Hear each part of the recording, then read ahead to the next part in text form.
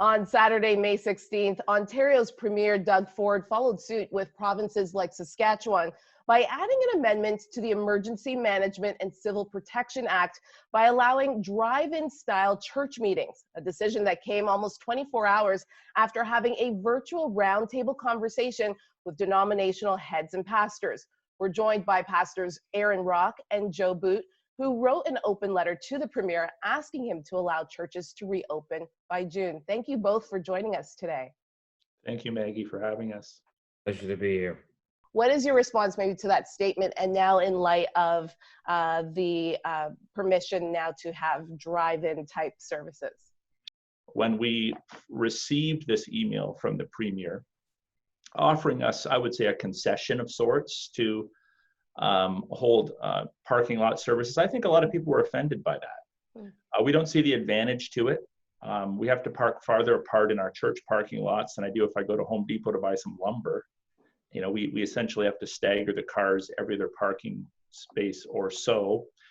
It doesn't allow us to accommodate disabled people who have to be brought in handy transit. It doesn't enable us to accommodate students that ride their bikes to church or take the bus to church. It doesn't accommodate inner city churches that have, parking lots with maybe room for 10 cars and the rest of the people park in parking garages or on the street. So I think that while there might be some benefit to a very limited and select number of churches, for the most part, I don't think this is an advancement of our cause at all, really. What would you have liked to have heard, Pastor Boot? What we have seen is MPPs reaching out to us for consultations this past week with much more specific dialogue and questions about what we are looking for. And so I was on a Zoom call with about 70 leaders with an MPP yesterday, and there were very specific questions and discussion there with a couple of MPPs and some other representatives from provincial government about what we are looking for. What we're looking for is the kind of accommodations that hardware stores and the Home Depots of this world and even retail outlets now are getting. I mean, I was in Home Depot just the other day. There were dozens and dozens and dozens of people in there with their trolleys and touching things and shopping, and the girl was running my purchases through the cash register. If that can be done safely, why is it not possible for us as Christian churches to be trusted to be able to exercise certain health mitigation protocols and to safely meet? What are some of those restrictions or some of those measures that you are willing to take if you were permitted to open your doors come June? I have a friend of mine, I was just talking to him yesterday. He was in one of Windsor's major assembly plants. There's thousands of people back to work in this plant, thousands of people. Now they're very cautious, they get the aisles laid out with the arrows and they have the hand sanitizer available, and many of them, not all of them, are wearing masks. We're fine with that. What we would perhaps bristle at is if there was a 15-point plan presented to churches and a 5-point plan presented to businesses.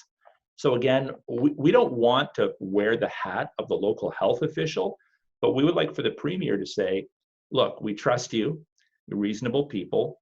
We understand that what you're doing is very significant. It's beyond essential. It's vital for the soul care and pastoral care of people. And we would like for you to work with your local health officials, maybe form some teams of health professionals in your church to come up with a workable plan.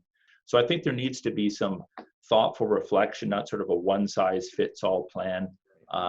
But again, we're not saying, we want to say this very clearly, we're not saying throw the doors open, everybody hugging and kissing, sitting real close. We want to be reasonable. We want to be thoughtful. But the first step for us is for the government to recognize the importance of the ministry of the church in Canada and in our communities.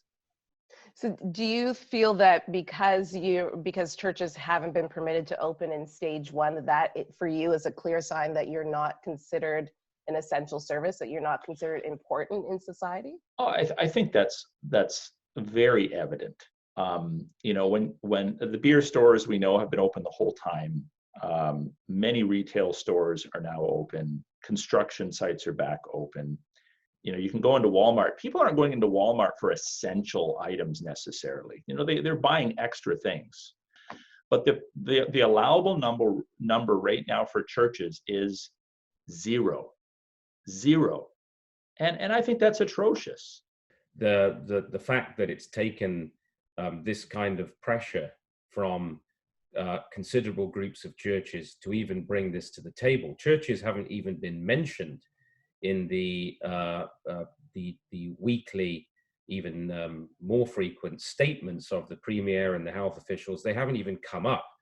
They weren't part of the early phase 1 plan at all. So I think it's obvious that we've simply not been regarded in the way that we should. I think some who are watching would say, you know, I might go to Home Depot, I might go to Tim Hortons, but I'm there for 5 minutes, 7 minutes top. I go in, I get what I need, I go to the cash register, I leave. I'm wearing my mask, I'm wearing my gloves.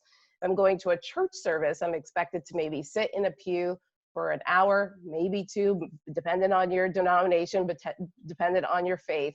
It's a little different than walking through a business and getting an item and leaving than choosing to sit in a pew or a seat for an hour or 2. What would you say to that?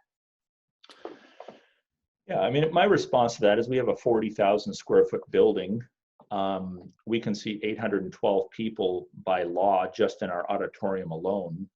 Right now, I can't even have 4 guys come into the church and sit around a table and have a Bible study. So if tomorrow the Premier said, look, all bets are off, you can just pack your church full of people, I would say, no, we're not going to do that. I'm not asking for that. I'm not asking for a full house. We're asking for 40%. 40% allows for way beyond the 2-meter distancing between people. I can't speak for all churches. The reason why we were advocating for a percentage rather than a hard number is because, yeah, a church that can only seat 50 is very different than a church that can seat 3,000. The question is, can churches be trusted to be responsible, to think these issues through properly? Are we able to mitigate risk in a way that's equitable, in a way that's being done in these other contexts? And I think the answer to that is yes. If there are people with symptoms, if you're a very vulnerable individual, an elderly person with underlying conditions, we would not be encouraging those people to attend close quarters public worship services. But we do want to be able to visit them. The people are dying of loneliness. People are dying of isolation. The suicide hotlines are lighting up all over North America and Europe with millions of people. What would be your response to the Almaty Church, the Church of God church, who has been meeting in their parking lots and we're actually celebrating this ability to continue to now meet in their churches through a drive-in kind of process? Well, I think if that works for them, more power to them. I think that that particular pastor, that church took a stand. They had the context where a drive-in service was possible and suitable. It was happening in other provinces. They wanted to stand on their constitutional freedoms. As we explained at the beginning of this interview, that is not an arrangement that would work for a huge number of churches, but it's a good starting point. And I think that it brought some, necessary attention, at least, to the issue of why is the church not on the radar of the government when it comes to this reopening process? One thing that has really stood out to me is how innovative the church has been over the years and how the church has grown and changed and evolved since the time that Jesus walked on this earth. Do you see this as a time for maybe the church to re-examine the way that we consider church? The fact that a church is not just a building, but is the people, are the people? I think probably all faithful believers would be agreed that the Church of Jesus Christ, it's the body of Christ, is much more than a building. And of course, there has been innovation in the way that we try and reach out to people who are shut in, perhaps.